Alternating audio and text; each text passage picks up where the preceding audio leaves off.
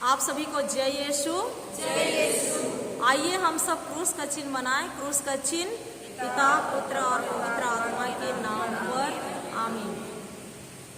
बोलिए मेरे पीछे, हे पवित्र आत्मा ईश्वर, हे पवित्र आत्मा ईश्वर, आप मेरे अंदर हैं, आप मेरे अंदर हैं और इस कैथेड्रल में पहले से ही आप उपस्थित हैं। पहले से ही आप उपस्थित हैं। पवित्र आत्मा ईश्वर, पवित्र आत्मा ईश्वर, मैं समय निकाल करके आपके राज्य का रहस्य, आपके राज्य का रहस्य, आपके राज्य का सिद्धांत आपके राज्य का सिद्धांत सीखने आया हूँ। सीखने आया हूँ। मुझे सिखाइए, मुझे सिखाइए, मुझे समझाइए। मुझे समझाइए। पवित्र आत्मा ईश्वर, पवित्र आत्मा ईश्वर, मैं आपसे अर्जी करता हूँ। मैं आपसे अर्जी करता हूँ। आइए हम सब आंख बंद करें और उसी पवित्र आत्मा ईश्वर को पुकारें जो पवित्र आत्मा ईश्वर पेंतेकोस्त के दिन सभी शिष्यों पर आया और सभी शिष्यों को ऐसी निडरता से भर दिया। वही पवित्र आत्मा हमारे अंदर है। हम उस पवित्र आत्मा को बुलाएं, सक्रिय करें और हम भी निडर बने। पावन आत्मा अंतर्यामी,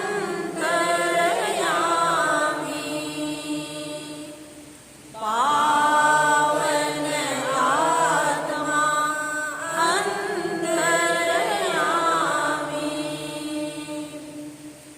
बरसा दो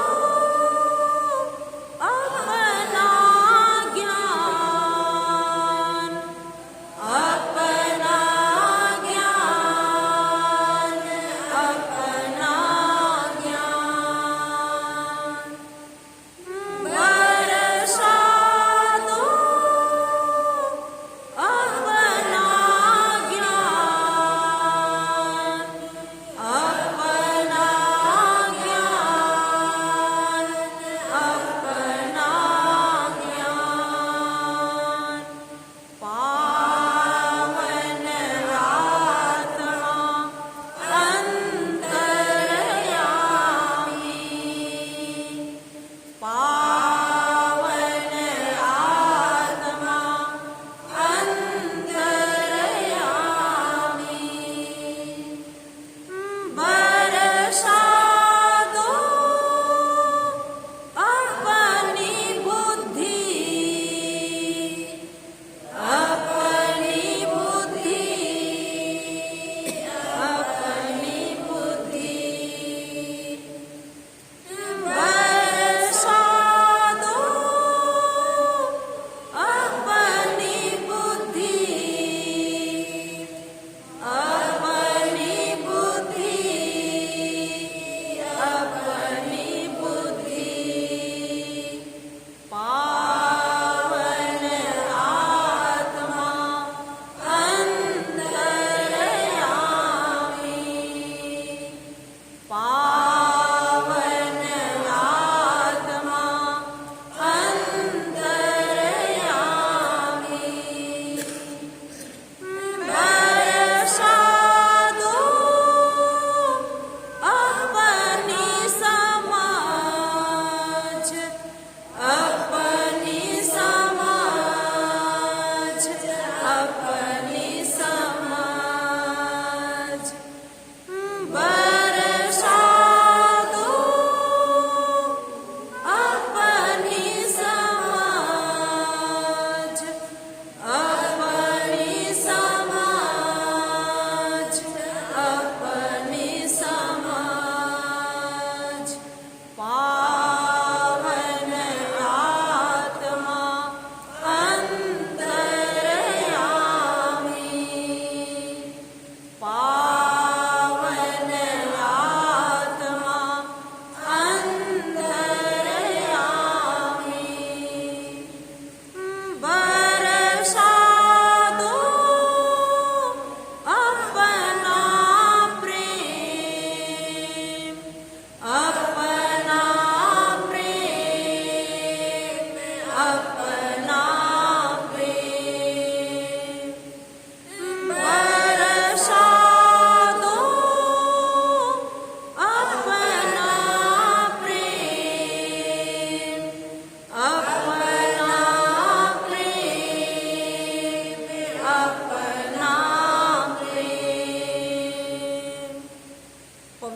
ईश्वर मेरे इन भाई बहनों को जो अपने घरों से दूर दूर से, सरगावापल्ली से, नमनापल्ली से, नवापरापल्ली से यहाँ आपके राज्य का रहस्य सीखने आए हुए हैं, मेरे मुख से उन रहस्यों को बताइए।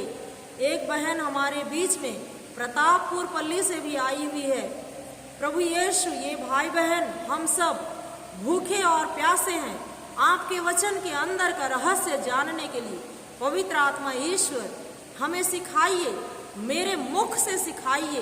पवित्र आत्मा ईश्वर, मैं अपने आप को और इस समुदाय को आपके पवित्र चरणों में समर्पित करती हूँ, आपके नियंत्रण में देती हूँ कि पवित्र आत्मा ईश्वर आप जो बोलेंगे उसको हम अपने जीवन में आत्मसात कर पाएं।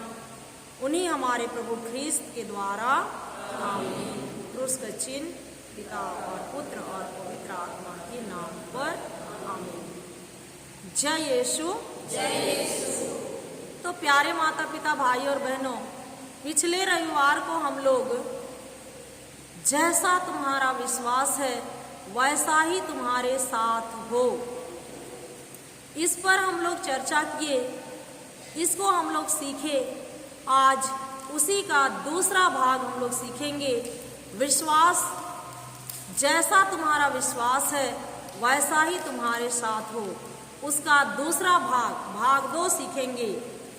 तो प्यारे माता पिता, भाई और बहनों, उस दिन हम लोग कनानी स्त्री का विश्वास के बारे में सीखे।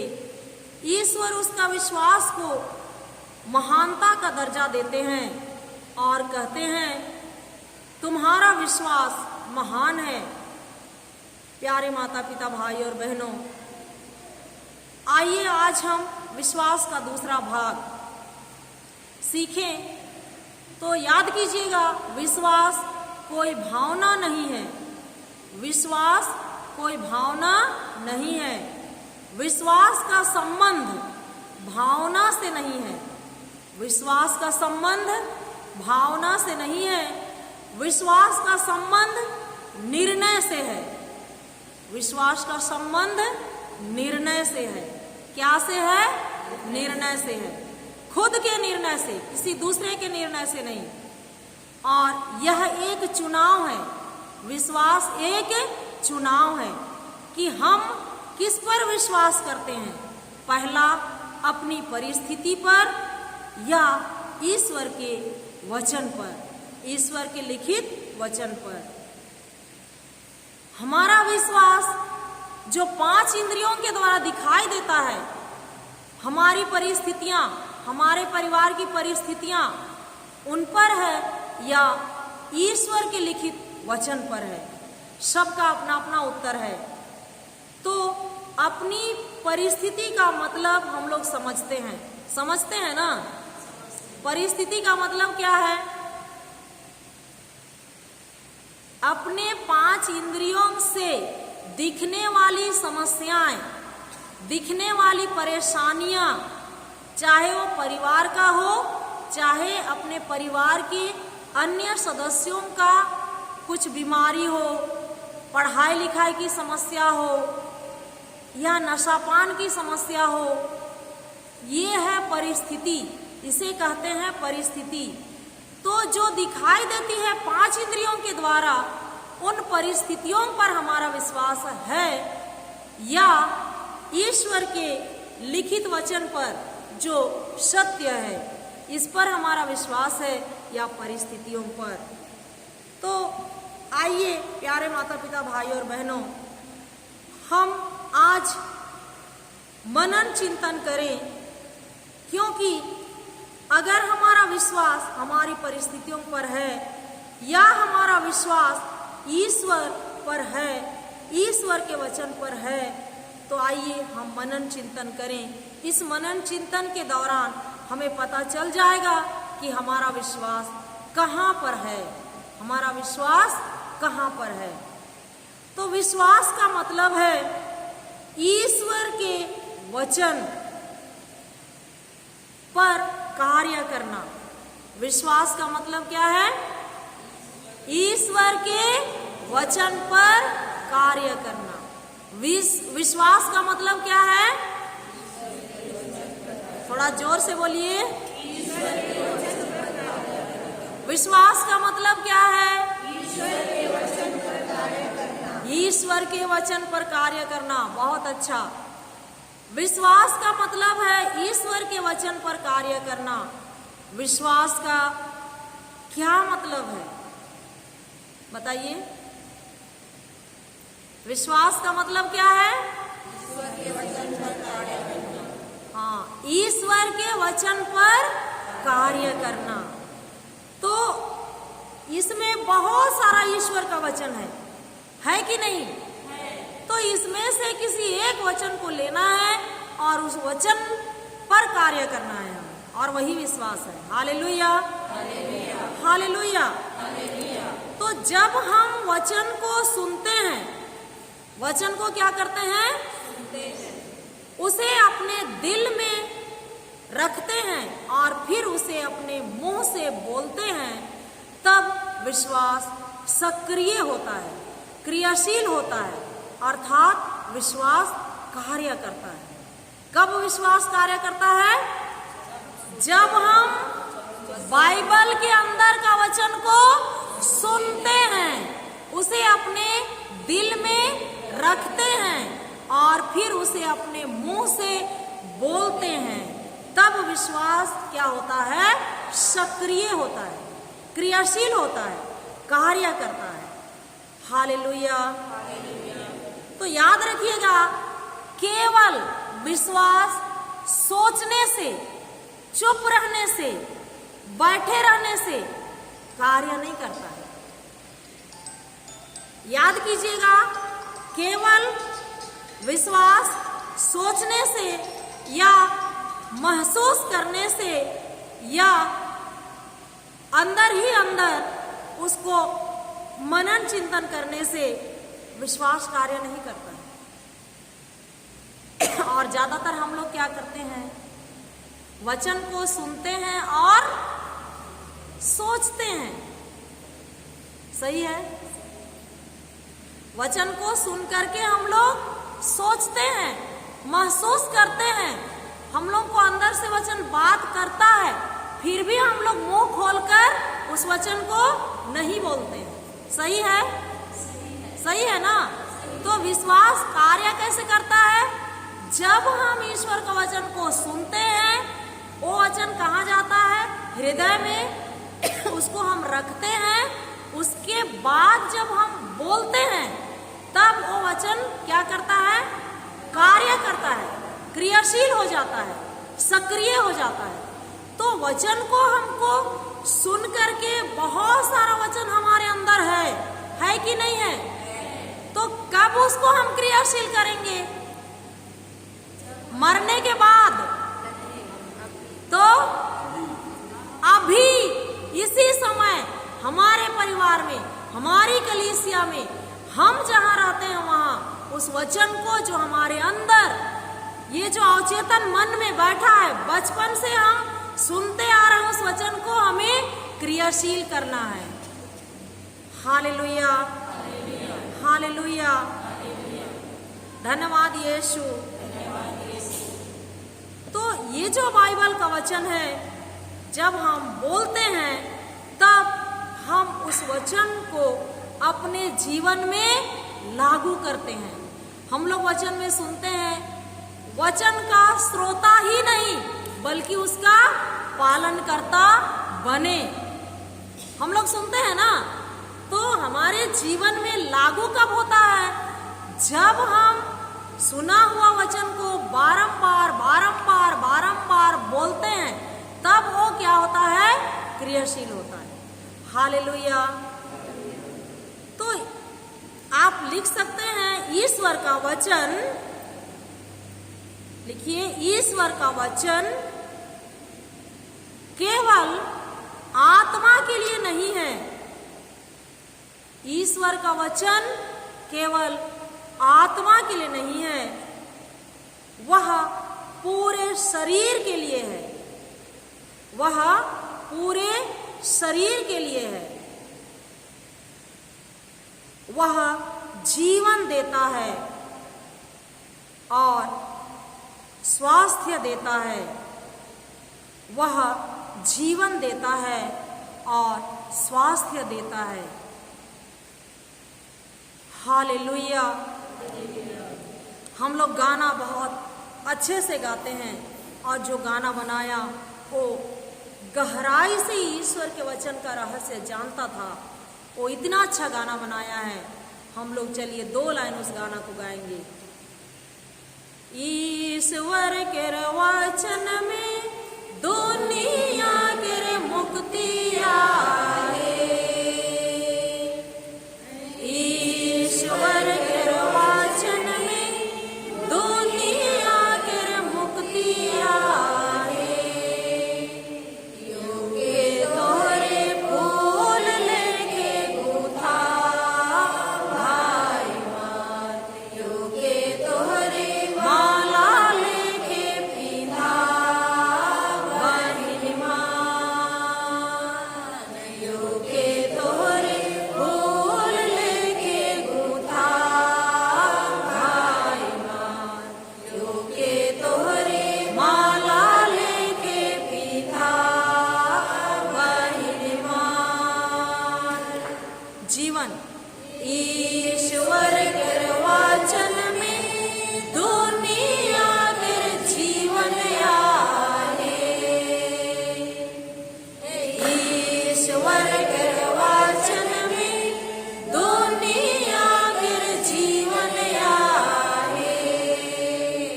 योगे तोरे फूल लेके गुथा भाई मान, योगे तोरे माला लेके पीधा बहिन मान, योगे तोरे फूल लेके गुथा भाई मान, योगे तोरे माला लेके पीधा बहिन मान। प्यारे माता पिता भाई और बहनों, दुनिया में कौन है? हम लोग हैं, आप और हम और आप। तो उस वचन के अंदर जीवन है। किसके वचन के अंदर? ईश्वर के वचन के अंदर। उसके अंदर स्वास्थ्य है। किसके वचन के अंदर? ईश्वर के वचन के अंदर। उसके अंदर समृद्धि है।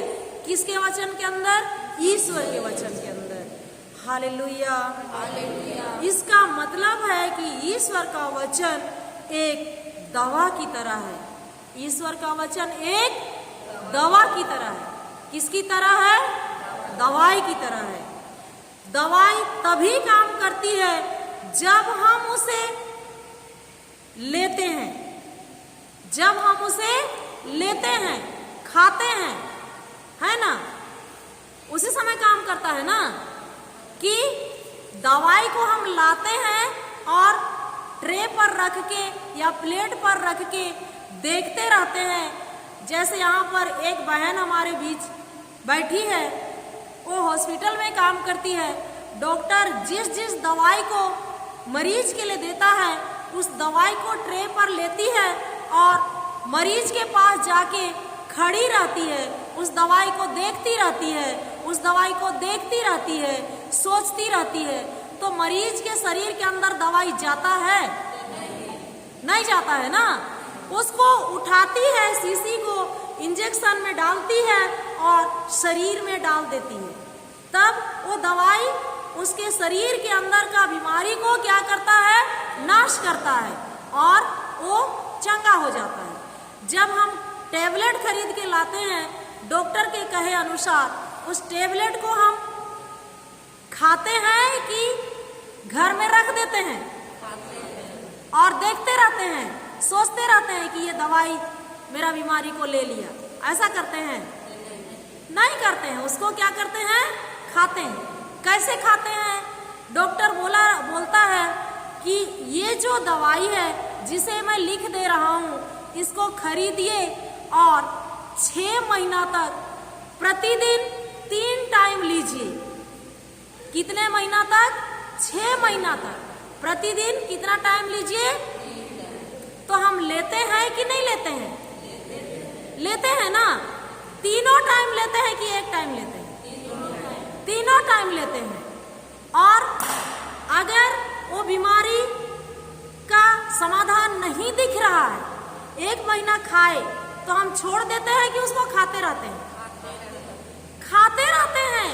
क्यों? क्योंकि हमारा विश्वास है उस दवाई पर कि इसको मैं खाऊंगी तो मेरा बीमारी शरीर से जाएगा।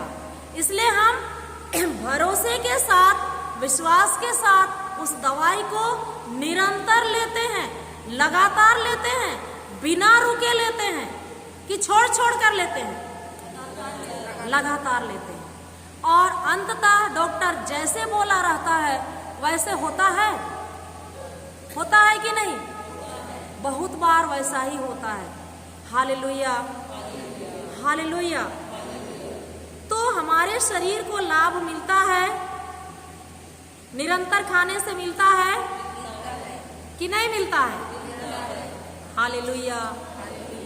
तो जब हम उसको नियमित खाते हैं, निरंतर खाते हैं, लगातार खाते हैं, टाइम टू टाइम खाते हैं, तो हमारे शरीर को पूरा पूरा लाभ मिलता है। मिलता है कि नहीं मिलता है?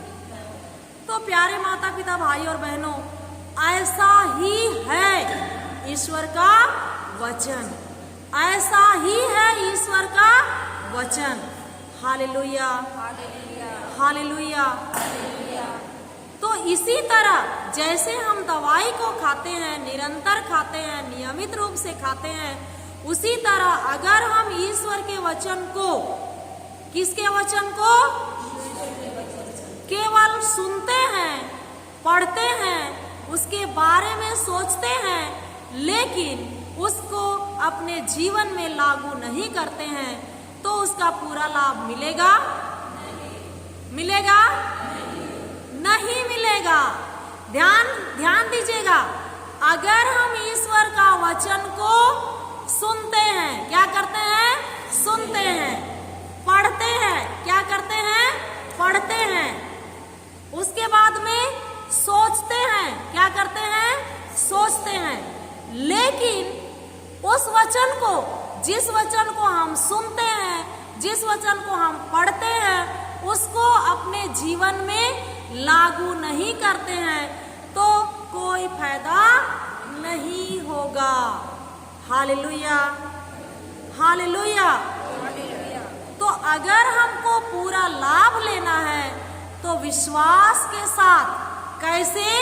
विश्वास के साथ ईश्वर का वचन को हमें लेना होगा। लेना होगा कि नहीं? लिखिए, पहला, हमें विश्वास के साथ ईश्वर का वचन को लेना होगा, खाना होगा। हमें विश्वास के साथ ईश्वर का वचन को लेना होगा, खाना होगा। दूसरे नंबर पर लिखिए, नियमित रूप से लेना होगा। कैसे लेना होगा? नियमित रूप से। तीसरा, लगातार बिना रुके लेना होगा। लगातार बिना रुके लेना होगा। टाइम टू टाइम लेना होगा। हालेलुया। प्यारे विश्वासी माता पिता, भाई और बहनों, जब हम बीमार होते हैं, डॉक्टर के पास जाते हैं, तो उसके कहे अनुसार हम कार्य करते हैं। तो उसी तरह हम जब वचन पढ़ते हैं, पवित्र आत्मा हमें बताता है, अंदर से प्रेरणा देता है, बार बार उस वचन को बोलता है। जैसे पिछले सप्ताह बहन ममता से मैं उससे पहले सप्ताह बात की थी, और शुक्ति ग्रंथ अध्याय 12 का 11 एक बार पुनः पढ़ेंगे। पिछले बार भी हम लोग पढ़े थे शुक्ति ग्रंथ अध्याय 12 का 11। बहन ममता के साथ जब मेरा बात हुआ तो बहन बोली कि इस वचन से, जब मैं इस वचन को पढ़ी तो मुझे ऐसा लगा दीदी कि अभी उपयुक्त समय है, खेती का समय है, तो अभी मैं वचन नहीं बोलूंगी, नहीं बोऊंगी आत्मा की भूमि में, तो मैं कहाँ से फसल काटूंगी? जब बोऊंगी तभी तो आगे मतलब उगेगा, बढ़ेगा और फसल देगा। तो उसके इस शब्द से मेरी बुझी हुई बत्ती जो है वो पुनः जाग उठी। मैं भी इस वचन पर मनन चिंतन करने लगी कि ये जो बहन कह रही है ये बहुत सही है। मेरे खेत में, आत्मा की खेत में कोई दूसरा आकर बीज नहीं बोएगा, मुझे खुद बोना है और ये उपयुक्त समय है। मैं किसान की बच्ची हूँ, हम सब किसान के बच्चे हैं। अभी हमारे खेतों में माता पिता धान बो रहे हैं, रोपा लगा रहे हैं, उन लोग बीज डाल रहे हैं और जैसे खेत को तैयारी करके डाल रहे हैं तो ज़्यादा फसल देगा और बिना तैयारी का डालेंगे तो थोड़ा कम फसल देगा। तो एक बार उस वचन को पढ़िए, हम पुनः उसे समझेंगे। शुक्ति ग्रंथ अध्याय 12 का 11। जो अपनी भूमि जोतता, जो अपनी भूमि को जोतता उसे रोटी की कमी नहीं होगी, किंतु जो व्यर्थ के कामों में लगा रहता वह नासमझ है। सभी कोई बोलिए, जो अपनी भूमि जोतता, जो अपनी भूमि जोतता, जो अपनी भूमि जोतता, जो अपनी भूमि जोतता और उसमें बीज डालता है, और उसमें बीज डालता है, उसमें खाद पानी डालता है, उसमें खाद पानी डालता है, उसे रोटी की कमी नहीं होगी। उसे रोटी की कमी नहीं होगी। प्यारे विश्वासी माता पिता भाई और बहनों, यहाँ पर रोटी कहा गया है। हमारे लिए जिन जिन चीजों की आवश्यकता होगी, सारी आवश्यकताओं की पूर्ति हमें दिखाई देगा। सिर्फ खाने वाला रोटी नहीं, सारी समस्याओं का समाधान हमें दिखाई देगा। जब हम अपनी भूमि में बीज डालेंगे और खाद पानी डालेंगे। हम सभी जानते हैं खाद पानी डालना मतलब वचन को बोना और धन्यवाद और स्तुति करना, ये है खाद पानी डालना। जब हम वचन को डालते हैं, हमें अपने हृदय में वचन सुनते हैं, वचन पढ़ते हैं, वचन को लागू करते हैं और हम धन्यवाद देते रहते हैं, स्तुति आराधना करते रहते हैं, तो हमारी भूमि में भरपूर फसल आता है। हर समस्याओं का समाधान हमारे परिवार में, हमारे जीवन में दिखाई देता है। इसलिए हमारी भूमि को जोतने की जरूरत है कि नहीं? है। और उसमें बीज डालने की जरूरत है कि नहीं? हालेलुया, धन्यवाद यीशु, धन्यवाद यीशु। प्यारे माता पिता भाई और बहनों, ईश्वर का वचन उसी तरह, उस दवाई की तरह एक दवाई है, एक उत्कृष्ट बीज है जो फलों से लदा हुआ है। और वो बीज टेबल पर रखे या सुन करके चुपचाप सोचते रहने से फल नहीं देगा। उस बीज को अच्छी भूमि पर, उपजाऊ भूमि पर, अपने हृदय रूपी भूमि पर बोना है और उसमें पर्याप्त खाद पानी देना है, तब वो बीज प्रतिक्रिया देता है। क्या देता है? फल देता है। क्या देता है? फल देता है। जैसे वचन दवाई हमारे शरीर को क्या देता है? प्रतिक्रिया देता है। बीमारी को नाश करके चंगाई देता है, चंगाई दिखाता है। उसी तरह ईश्वर का जो वचन है, जब हम उसे नियमित रूप से लेते हैं, नियमित रूप से खाते हैं, नियमित रूप से उसे बोते हैं, उसे अपने जीवन में लागू करते हैं, लगातार विश्वास के साथ बोलते हैं। कैसे? विश्वास के साथ धन्यवाद देते हैं, तो वो वचन हमारे शरीर पर प्रतिक्रिया देने लगता है और हमारा शरीर उसे सुनता है। हमारा शरीर उसे सुनता है, हमारा मन उसे सुनता है, हमारा परिस्थिति उसे सुनता है, हमारा शरीर सुनता है, हमारा मन सुनता है और हमारा परिस्थिति उसे क्या करता है? सुनता है। हालेलुया। आइए हम देखें कैसे सुनता है। बाइबल से हम एक उदाहरण लेंगे, एक दृष्टांत लेंगे। आप खोलिए मार्कुस 5:25। मार्कुस 5:25। हालेलुया। अध्याय 5:25 से आगे पढ़िए। मार्कुस का समाचार, यहाँ पर उस रक्तस्राव स्त्री के बारे में बताया गया है।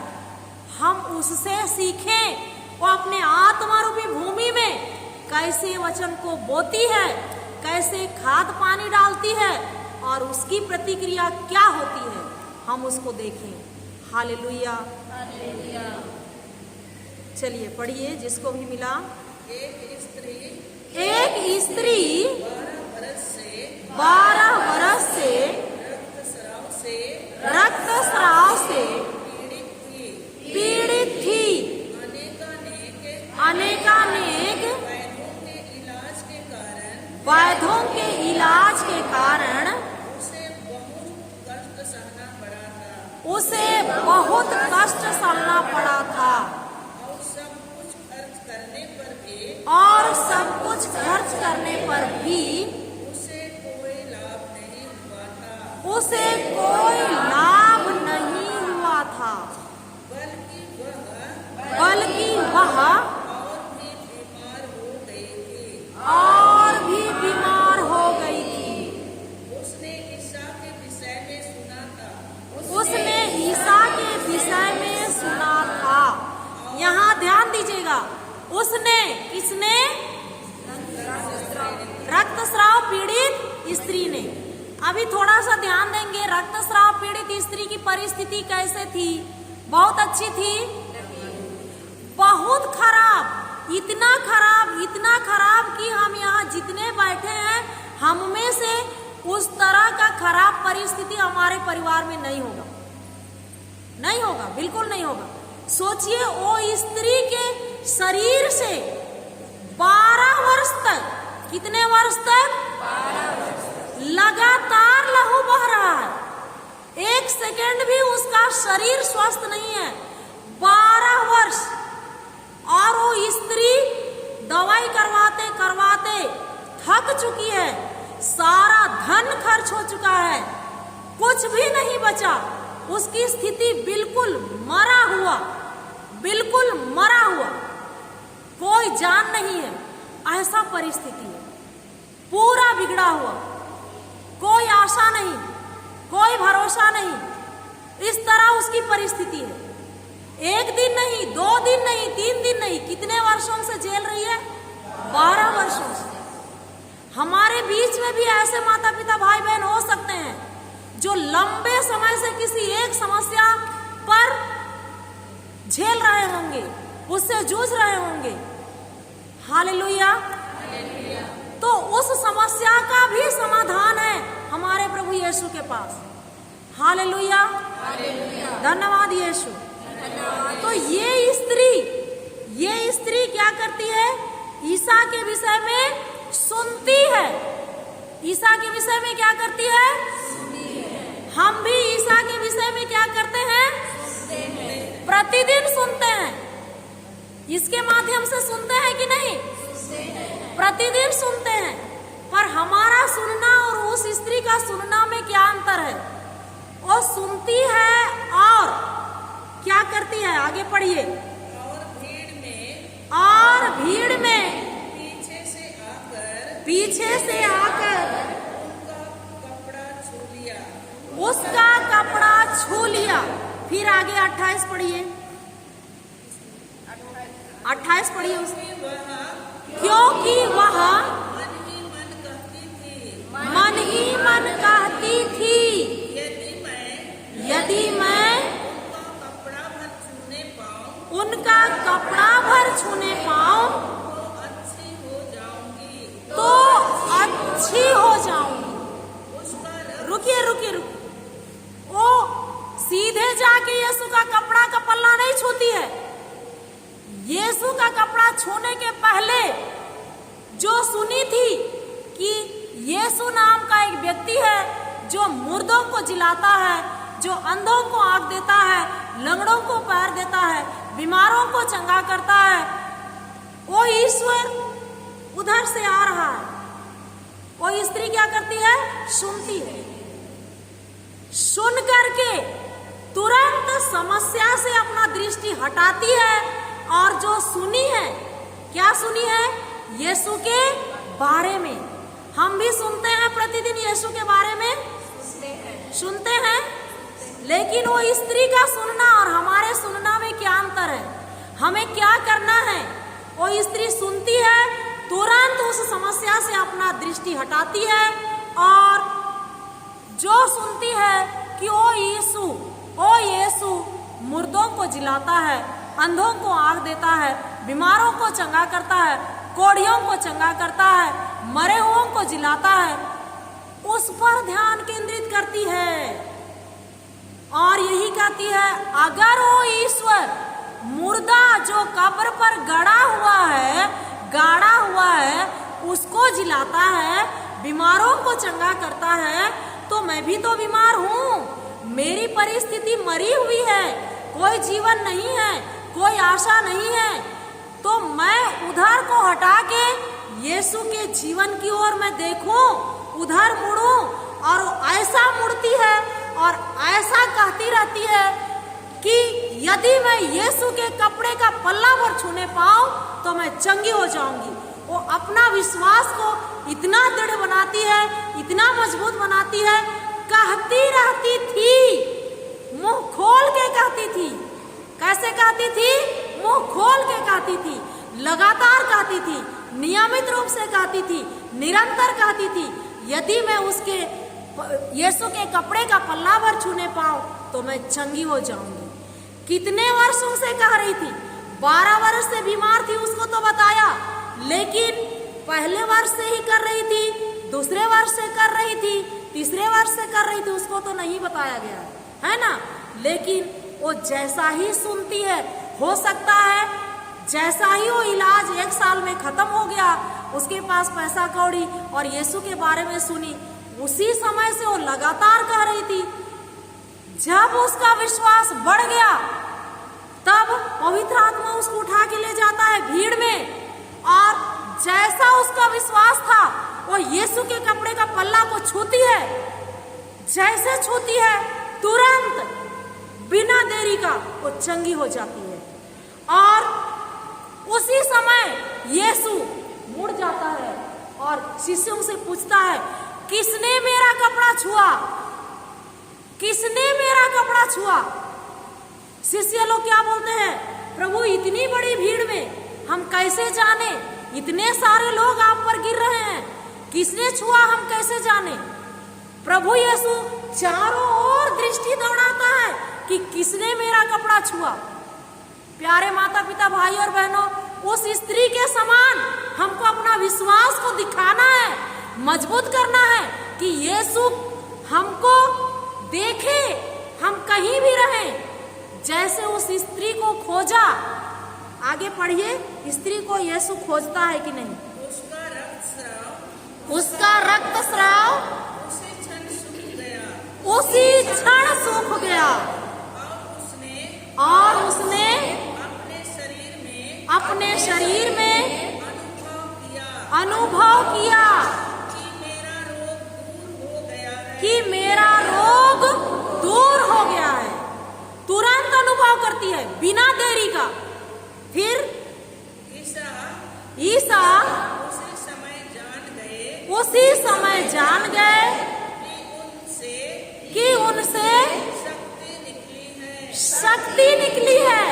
ईसा को देरी नहीं लगा, उसका विश्वास ईसा को पता लगवाता है कि उससे क्या निकल गई?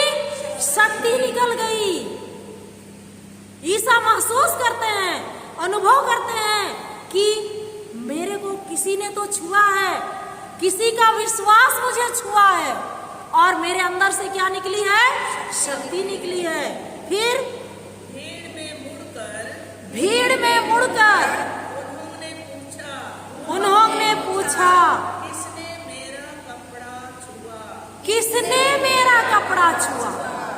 क्या हमारा विश्वास यीशु को हमारे परिवार की ओर देखने के लिए, मुड़ने के लिए प्रेरित करता है? उसको बताता है कि प्रभु, मैंने आपको विश्वास से छुआ है, आप मेरे परिवार की ओर देखिए, मेरे बाल बच्चों की ओर देखिए। क्या हम विश्वास से कह पाते हैं हमारा विश्वास यीशु को छू रहा है? यदि नहीं छू रहा है तो हमको इस तरह विश्वास में बढ़ना है कि हमारा विश्वास यीशु को छू पाए। Hallelujah, hallelujah. फिर आगे, उनके शिष्यों ने उनसे कहा, आप देखते ही हैं कि भीड़ आप पर गिरी पड़ती है, तब भी आप पूछते हैं, किसने मेरा स्पर्श किया? जिसने ऐसा किया था, उसका पता लगाने के लिए ईसा ने चारों ओर दृष्टि दौड़ाई। यीशु उसका पता लगाए, भीड़ में लगाए कि नहीं? खोजे कि नहीं? खोजे। क्या यीशु आज हमें हमारे विश्वास के कारण खोज रहे हैं? हमारे परिवार को खोज रहे हैं? ये हमारे लिए बड़ा प्रश्न चिन्ह है। हमको उस स्त्री के समान अपना विश्वास को मजबूत बनाना है। Hallelujah, hallelujah. फिर क्या होता है? वह स्त्री यह जानकर कि उसे क्या हो गया है, डरती कांपती हुई आई और उन्हें दंडवत कर सारा हाल बता दिया। ईसा ने उससे कहा, उनसे नहीं, भीड़ से नहीं, उससे, उस स्त्री से। ईसा ने उससे कहा, किससे? उस स्त्री से। क्या कहा? बेटी, तुम्हारे विश्वास ने तुम्हें चंगा कर दिया। यीशु ने उससे क्या कहा? मैंने तुम्हें चंगा किया, मैंने तुम्हें चंगा किया। क्या कहा? क्या कहा?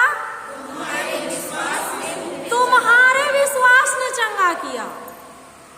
ममता, तुम्हारे विश्वास ने तुमको चंगा किया। प्रफुल्ला, तुम्हारे विश्वास ने तुमको चंगा किया। ज्ञान भूषण, तुम्हारे विश्वास ने तुमको चंगा किया। चंगा किया मतलब सारी परिस्थिति जो बुरी थी वो बदल गई, उसमें नया जीवन आ गया। Hallelujah, hallelujah. ईसा इस ग्रंथ में कहीं पर बोले हैं मैंने तुम्हें चंगा किया? बोले हैं? नहीं बोले हैं। उस दिन भी हम लोग देखे कनानी स्त्री को क्या बोला यीशु? तुम्हारा विश्वास महान है बेटी, तुम्हारा विश्वास महान है। आज रक्तस्राव पीड़ित स्त्री को क्या बोल रहे हैं? बेटी, तुम्हारे विश्वास ने तुमको।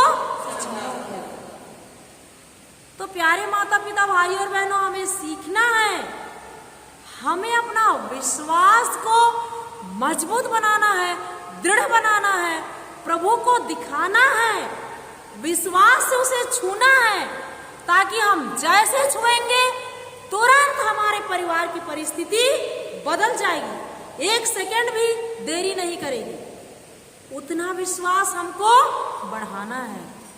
कैसे बढ़ाना है? स्त्री ने क्या कहा, क्या किया? वो मुंह खोलकर कहती रहती थी क्या कहती रहती थी? यदि मैं यीशु के कपड़े का पल्ला भर छूने पाऊं तो मैं चंगी हो जाऊंगी। यीशु उस समय क्रूस पर नहीं चढ़े थे, यीशु इस धरती पर चलते फिरते थे, इसलिए वो स्त्री कहती है यीशु के कपड़े का पल्ला भर छूने पाऊं तो मैं चंगी हो जाऊं।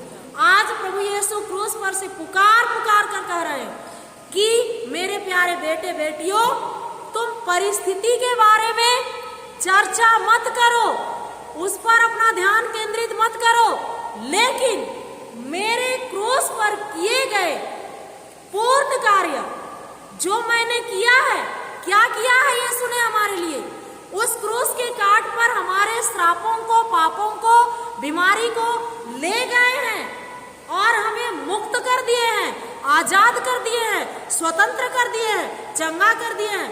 उस कार्य पर हमारा ध्यान केंद्रित करना है और उसकी चर्चा करना है, उसको बोलना है। धन्यवाद प्रभु यीशु, मेरे परिवार की परिस्थिति कुछ भी है, मैं उसको नकारती हूँ और मैं यीशु के क्रूस के काट पर किया हुआ जो पूर्ण कार्य है उसको अपनाती हूँ। मेरा पूरा परिवार मुक्त हो गया है, आजाद हो गया है, चंगा हो गया है। धन्यवाद प्रभु यीशु, क्योंकि वचन में कहता है गलातियों 3:13-14 में कि मसीह मेरे लिए, मेरे परिवार के हर एक सदस्यों के लिए संहिता के अभिशाप से मुक्त किया हमें और अपने आप को उस क्रूस के काट पर चढ़ाया, अपने आप को श्रापित बनाया, हमारे श्राप को अपने ऊपर लिया और हमें मुक्त कर दिया है। मैं इस पर विश्वास करती हूँ और इसका मनन चिंतन करती हूँ। जब हम समस्याओं का, शैतान बोलता है कि तुम, कुंती को बोलता है, कुंती ममता से जब तुम मिलती है तो तुम्हारी समस्या को बताना। कुंती बोलती है अरे मैं ममता से कब मिलूंगी कि मैं ममता के पास बोलूंगी कि ममता मेरे घर में ऐसी ऐसी समस्या है। वो शैतान बोलता है, लेकिन पवित्र आत्मा दूसरी तरफ से याद दिलाता है कुंती तुम्हारा मुंह बंद करना है, समस्याओं के बारे में बिल्कुल नहीं बोलना है, ममता के पास बिल्कुल नहीं बोलना है, उसके बदले तुम बोलो गलातियों 3:13-14 को, बार बार बोलो, स्वीकार करो, ग्रहण करो, अपने जीवन पर लागू करो और तुम देखेगी समस्याओं का समाधान। इतना बोलता है आत्मा, हमें प्रेरित करता है, लेकिन हम लोग नहीं सुनते हैं उसको। तो आत्मा जो बोल रहा है उसको हमें सुनना है, उसके अनुसार करना है। इसलिए वचन को कान से केवल नहीं, लेकिन कहाँ से सुनना है? आत्मा से सुनना है, हृदय से सुनना है। Hallelujah, hallelujah. कुछ समझ में आया? हालेलुया। तो प्यारे माता पिता, भाई और बहनों, आइए हम प्रार्थना करें। क्रूस का चिन्ह पिता, पुत्र और पवित्र आत्मा के नाम पर आमीन। सभी को अपने छाती पर हाथ रखेंगे और बोलेंगे प्रभु यीशु, मुझे वचन का श्रोता ही नहीं बल्कि पालन करता बनाइए। प्रभु यीशु, जो वचन मैं प्रतिदिन पवित्र बाइबल से सुनता हूँ, पवित्र बाइबल से पढ़ता हूँ, उसे मैं अपने जीवन में, अपने परिवार में लागू कर पाऊँ। मेरी सहायता कीजिए, मेरा मदद कीजिए, मेरी अगुवाई कीजिए। दुनिया भर के लोग सुन लो प्रभु की वाणी। दुनिया भर के लोग सुन लो प्रभु की वाणी। मुक्ति प्रदाता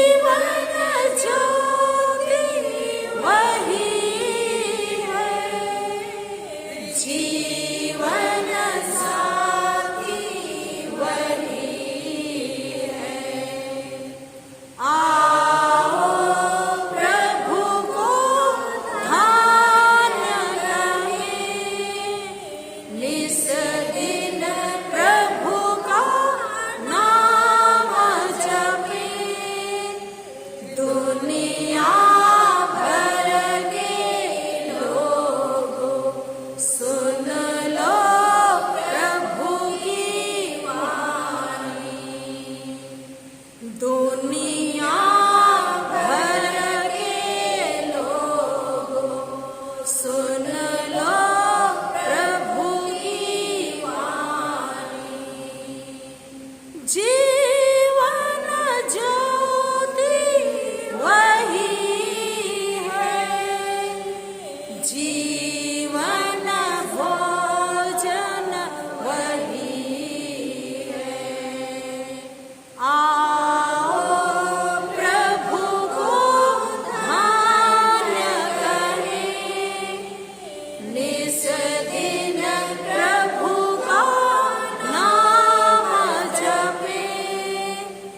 दुनिया भर के लोग सुन लो प्रभु की वाणी।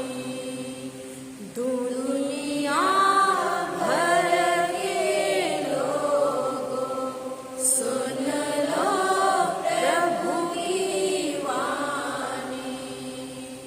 Hallelujah, hallelujah, hallelujah. हालेलुया।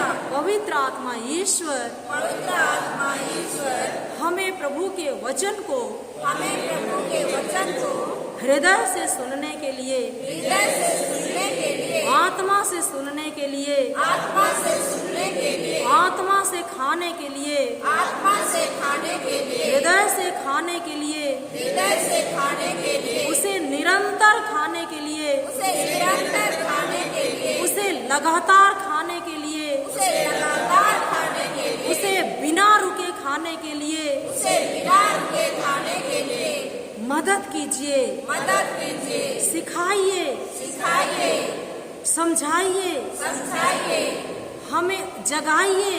हमें जगाइए। धन्यवाद प्रभु यीशु, धन्यवाद प्रभु यीशु, धन्यवाद प्रभु यीशु। धन्यवाद प्रभु यीशु। सभी कोई अपना दाहिना हाथ उठाएंगे और बोलेंगे प्रभु यीशु के नाम से, प्रभु यीशु के नाम से जब जब मैं वचन पढ़ता हूँ, जब जब मैं वचन पढ़ता हूँ, जब जब मैं वचन सुनती हूँ, जब जब मैं वचन सुनती हूँ, तब तब शैतान तब तब शैतान मेरे कानों में फुसफुसाता है मेरे कानों में फुसफुसाता है कि इससे तुमको कोई फायदा नहीं है, इससे तुमको कोई फायदा नहीं है, तुम्हारे परिवार की परिस्थिति नहीं बदलेगी, तुम्हारे परिवार की परिस्थिति नहीं बदलेगी, तुम आराम से सो जाओ, तुम आराम से सो जाओ, तुम आराम से सो जाओ। तुम आराम से सो जाओ। मैं इन सारी गंदी दुष्ट आत्माओं को मैं इन सारी गंदी दुष्ट आत्माओं को यीशु के नाम से यीशु के नाम से श्राप देती हूँ, श्राप देती हूँ, बांध देती हूँ, बांध देती हूँ, जड़ से उखाड़ती हूँ। जड़ से उखाड़ती हूँ, उखड़ जाओ उखड़ जाओ और जाकर उस समुद्र में और जाकर समुद्र में गिर जाओ, गिर जाओ, जहाँ तुम्हारे लिए जहाँ तुम्हारे लिए जगह बनाया गया है। जगह बनाया गया है। दोबारा लौट करके दोबारा लौट करके मेरे पास, मेरे घर में, मेरी कलीसिया में, मेरे परिवार में, मेरे मोहल्ले में कभी मत आना। धन्यवाद प्रभु यीशु। धन्यवाद प्रभु यीशु। मैं और मेरे परिवार के मैं और मेरे परिवार के हर एक सदस्य हर एक सदस्य घंटों पवित्र वचन को घंटों पवित्र वचन को सुन रहे हैं, सुन रहे हैं, पढ़ रहे हैं, पढ़ रहे हैं, हृदय से सुन रहे हैं, हृदय से सुन रहे हैं, आत्मा से सुन रहे हैं, आत्मा से सुन रहे हैं, अपने जीवन में लागू कर रहे हैं, अपने जीवन में लागू अपने परिवार में लागू कर रहे अपने हैं, परिवार में लागू कर रहे हैं, निरंतर लागू कर रहे हैं, निरंतर लागू कर रहे हैं, लगातार लागू कर रहे हैं, लगातार लागू कर रहे हैं, नियमित खा रहे हैं, नियमित खा रहे हैं, टाइम टू टाइम खा रहे हैं। टाइम टू टाइम खा रहे हैं। शैतान सुन ले, शैतान सुन ले, हमारे पास, हमारे पास, हमारे परिवार के लोगों के पास, हमारे परिवार के लोगों के पास, सभी विश्वासियों के पास सभी विश्वासियों के पास वचन पढ़ने के लिए, वचन पढ़ने के लिए, वचन सुनने के लिए वचन सुनने के लिए बहुत समय है। बहुत समय है। घंटों बैठे हुए हैं, घंटों बैठे हुए लीन हो गए हैं। लीन हो गए हैं। धन्यवाद पवित्र आत्मा ईश्वर। धन्यवाद पवित्र आत्मा। शैतान सुन ले, शैतान सुन ले, हम दावा करते हैं, हम दावा करते हैं, हम घंटों वचन पढ़ रहे हैं। हम घंटों घंटों वचन पढ़ पवित्र आत्मा की अगुवाई से पवित्र आत्मा की अगुवाई से और हमारे परिवार का परिस्थिति पूरा पूरा बदल गया है, पूरा पूरा बदल गया है, पूरा पूरा बदल गया है। पूरा बदल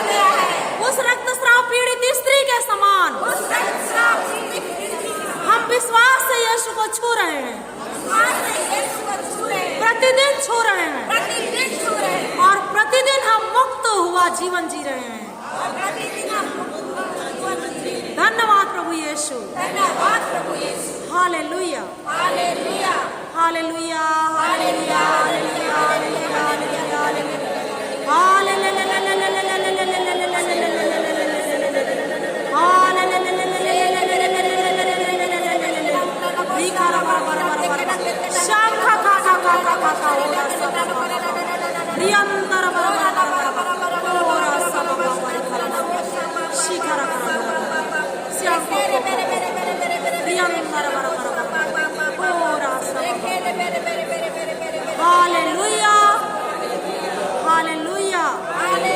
इन सारी प्रार्थनाओं को हम प्रभु यीशु के नाम पर करते हैं।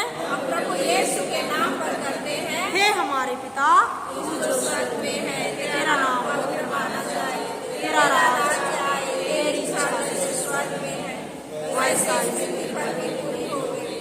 हमारा प्रतिदिन का आहार आज हमें दे, और हमारे अपराध हमें क्षमा कर, जैसे हम भी अपना अपराधियों को क्षमा करते हैं, और हमें परीक्षा में न डाल, परंतु बुराई से बचा। आमीन। क्रूस का चिन्ह पिता पुत्र और पवित्र आत्मा के नाम पर। आमीन। जय यीशु।